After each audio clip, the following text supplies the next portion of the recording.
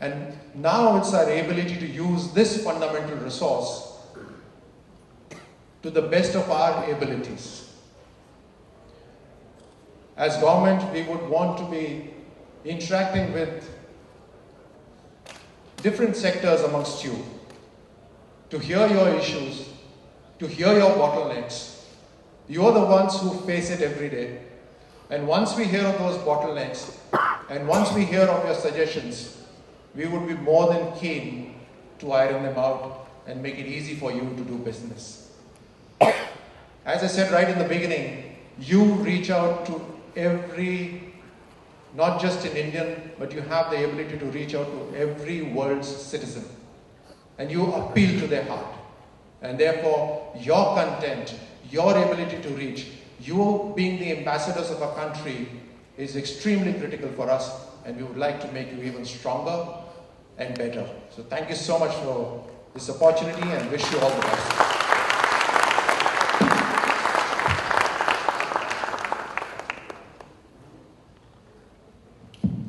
Thank you very much for that, sir. I'm very happy to be sharing the stage today with a minister who, in my last few months, I have noticed has made a comprehensive and a deep approach to reach out to the entire industry and to understand the issues that we face, to understand how the government can partner with us better, and to understand how it is that we can work together to take the media and entertainment industry forward. So I thank you for that, sir. I'm just going to make a few quick remarks, and what I'll probably do is intersperse a few questions to the minister between my remarks. So we'll make this a fairly free-flowing session. It was supposed to be 10 minutes of talk from me, but I think everyone wants to hear from you today. So to start with, I'd like to take off from what the minister just said about the fact that the 20th century was considered to be the US century in terms of the soft power that they exercised on the world. Why is it that we can't look at making India the soft power of the 21st century?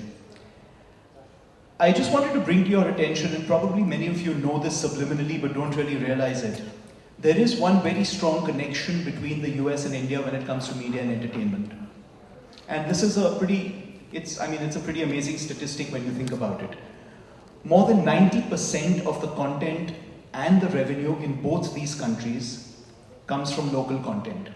More than 90% of the viewership and the revenue. These are the only two countries in the world where this happens. Most other countries don't have a thriving local film industry, they don't have a thriving local television industry. So why is it that India has not been able to make the jump and go into those countries and really create a ripple there? One is obviously because of our language. The fact is that Hollywood goes out in English and US television shows go out in English, which is the most widely spoken language in the world. The other one is that they have made a concerted effort over the years to ensure that their content goes out and does this.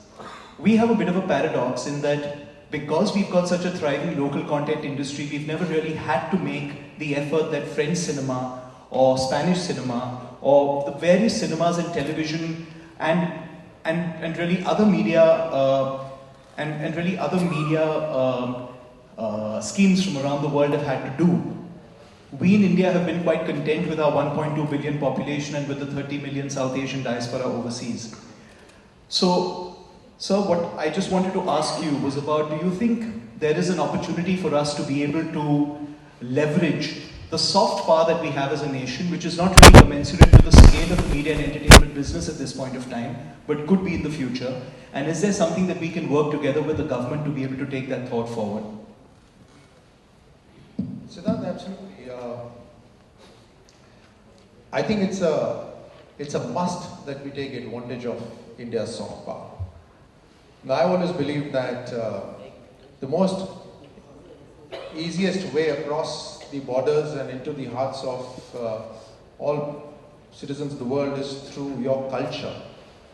And there's nothing better to promote our culture than the films or the serials or the songs or the various content which is there on the television, the films.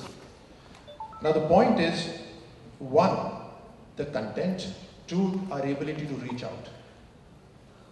And to that effect, I think one of the most important things is, after having realized that yes, it is important, number two is the fact that we interact with each other more often.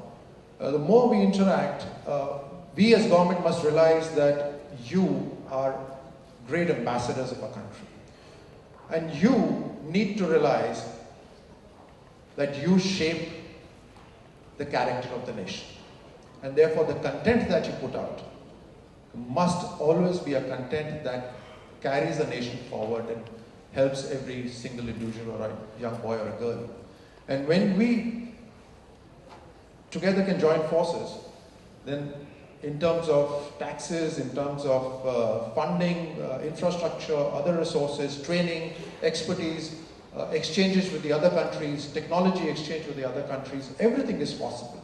And we have already started doing that. We've had a treaty signed with Canada for films. We've had with China. And therefore, 50,000 Chinese theaters can now show Indian films on a revenue sharing basis. You know, you can imagine the amount of revenue there is once they are not just buying it, but sharing it with us. Yeah, we've just done that for our film PK, and that is scheduled to release pretty soon. So we have taken advantage of exactly that. And I guess to your point, when it comes to movies like The Lunchbox, when it comes to movies that are actually able to resonate outside of being relevant only to a South Asian diaspora, we see the way that those movies succeed overseas. So there's no reason why there might not be more of that in the future.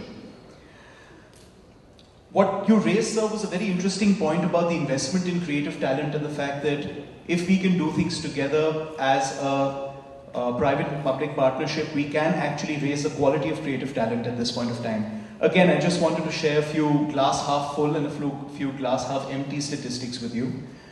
The glass half full statistics are that, you know, we make 1,600 movies a year. There are more than 3 billion admissions in this country. As you said, there are thousands of television and radio channels and lakhs of print publications. We are scheduled, as per the latest report that we've just released, to double this industry within the course of the next 5 years. And we're the only media and entertainment industry to really be in a double-digit growth phase. So that, I think, really is a good news. We're amongst the top 10 media and entertainment nations in the world as well. It all sounds great. The glass half empty, unfortunately, is that at this point of time, we enjoy the lowest percentage of income from an individual when you compare our country to other countries. The media and entertainment industry only takes away 9% of the share of the wallet of an individual at this point. Only 1% of the global media and entertainment revenue comes from here. Our whole industry, when you compare the size of our whole industry, it's less than the business of the top 15 films released in Hollywood.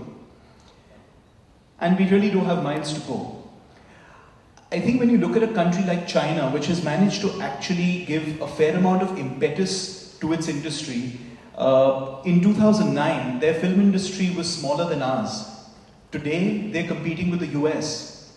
They have 18 screens opening a day. They've got 90 screens per million as far as their population goes. We have 8. The US has 100.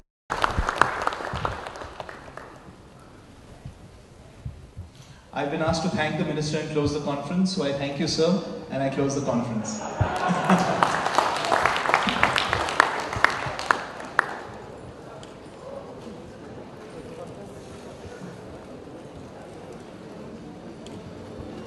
I think as we end FICCI Frames 2015, which is the 16th year that it's been held, let's give a big round of applause to all the organizers here at FICCI. Leena ma'am and her entire team. It's been a thankless job for the last 3 days and 6 months of efforts that have gone in. The team at Viscraft, everyone. I'm sure in Mumbai you can do better than this. One last time.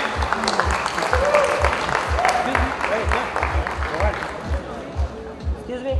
We had a lot of great interactions, and I think this was the best of all for the entire media industry and sector. I'd like to thank the Honourable Minister. So it was a pleasure. And I've conducted a quiz when you just won a medal. I met you at DPS Arkipuram in Delhi. It was a long time back, and you haven't changed at all. Thank you.